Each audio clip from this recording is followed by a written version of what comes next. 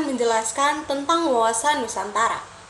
Pasti kita selalu bertanya tentang apa yang dimaksudkan dengan wawasan Nusantara.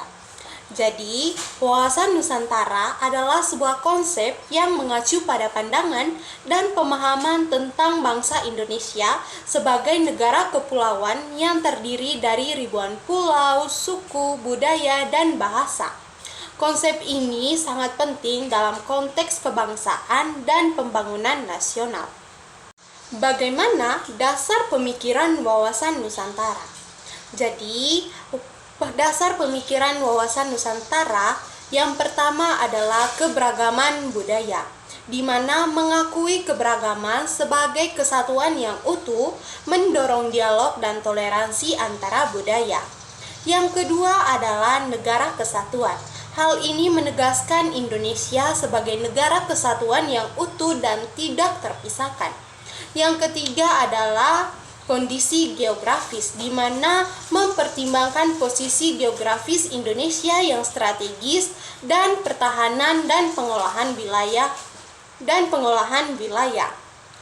Yang berikutnya adalah Pancasila, di mana mengutamakan potensi lokal dan memanfaatkan sumber daya alam secara bijaksana, menjadikan Pancasila sebagai landasan filosofis dalam kehidupan berbangsa dan juga bernegara.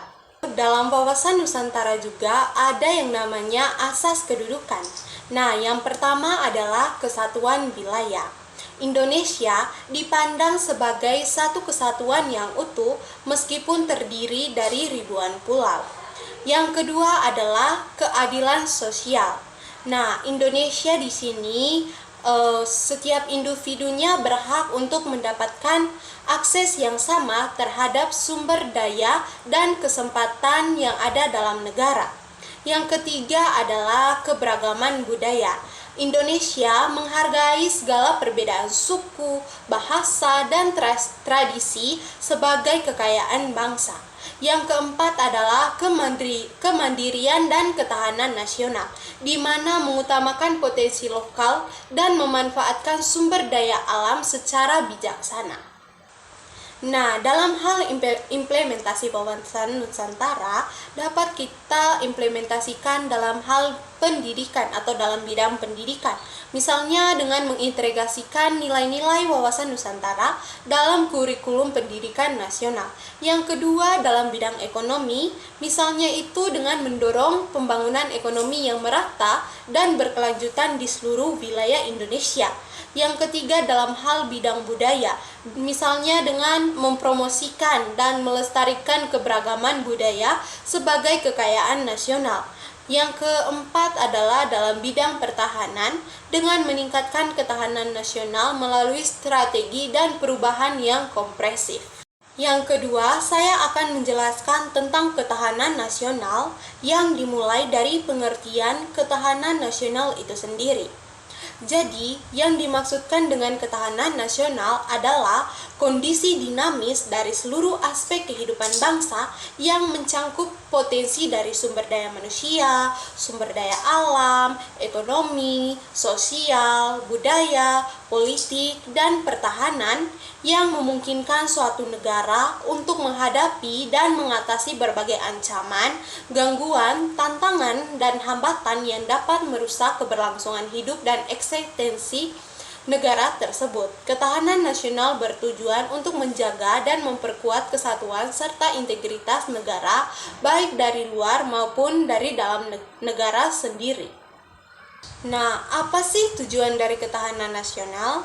Jadi, tujuan dari ketahanan nasional adalah untuk menciptakan negara yang kuat dan stabil, yang dimana mampu untuk menghadapi berbagai ancaman dan juga tantangan yang ada.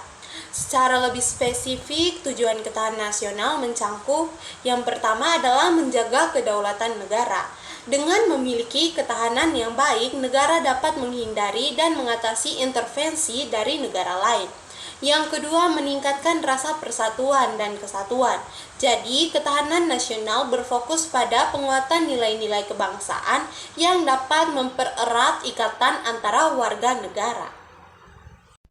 Untuk contoh nyata dari ketahanan nasional dalam kehidupan dapat kita lihat dari ketahanan sosial dan budaya. Indonesia adalah negara dengan keragaman etnis, agama, dan juga budaya. Ketahanan sosial dan budaya terwujud dalam sikap saling menghormati antara kelompok, penerimaan terhadap perbedaan, serta adanya semangat gotong royong dalam menyelesaikan masalah bersama.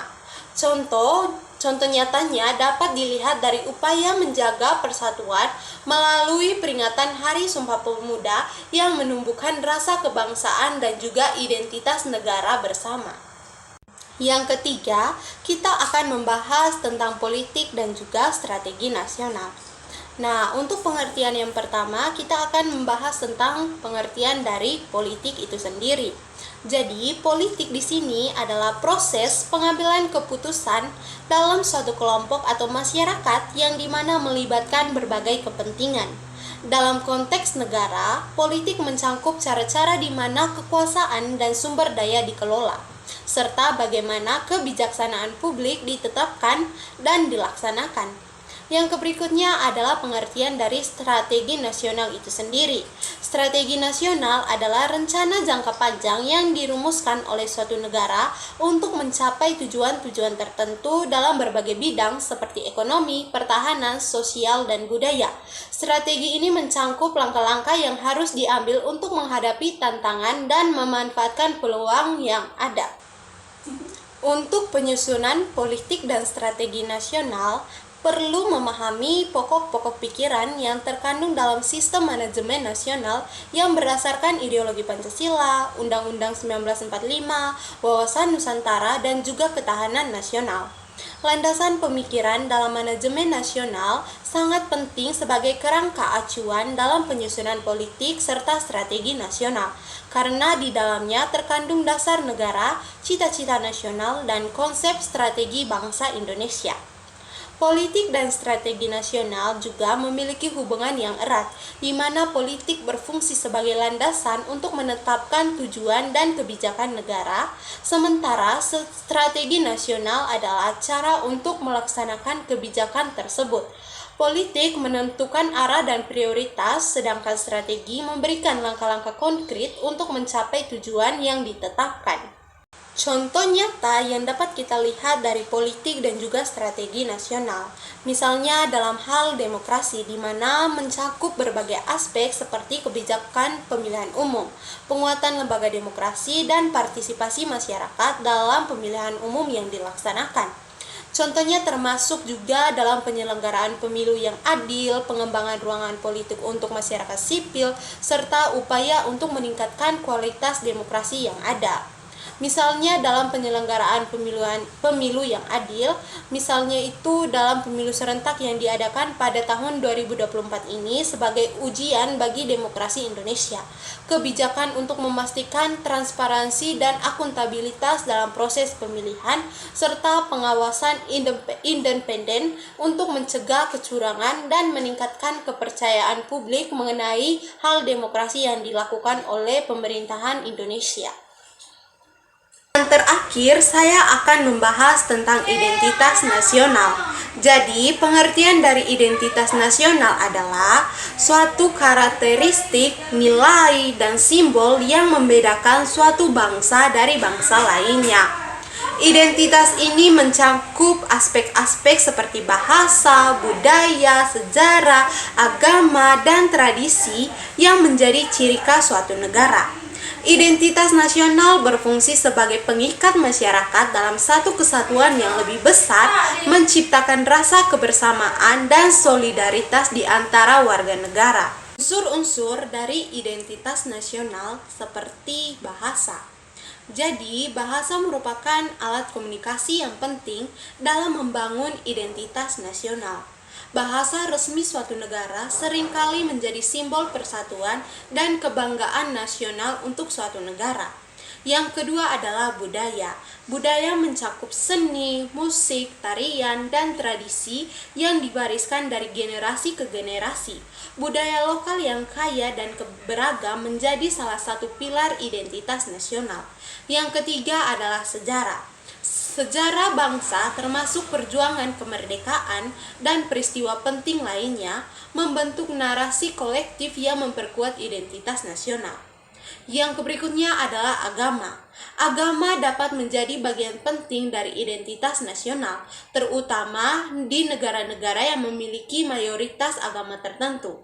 Nilai-nilai agama seringkali mempengaruhi norma dan perilaku masyarakat. Terakhir adalah simbol nasional seperti bendera, lambang negara, lagu kebangsaan, dan lainnya adalah simbol yang mempresentasikan identitas dan kedaulatan suatu bangsa.